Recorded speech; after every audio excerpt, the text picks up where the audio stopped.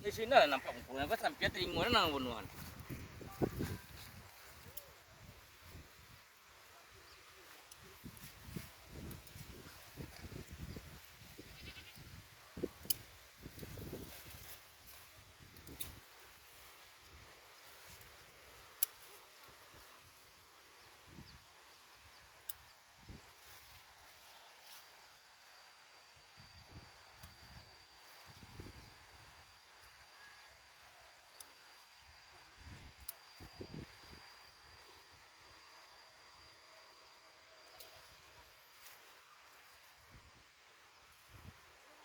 Cara memotong bunga bengkoang yang baik, terutama kita lihat dulu kondisi bunganya, udah tua, apa belum, baru kita potong separuhnya ini.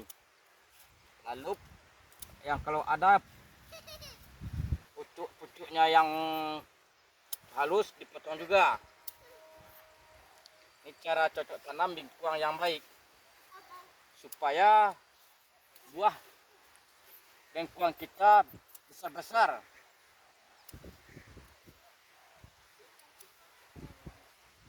Lihat hasilnya. Sekian dan terima kasih.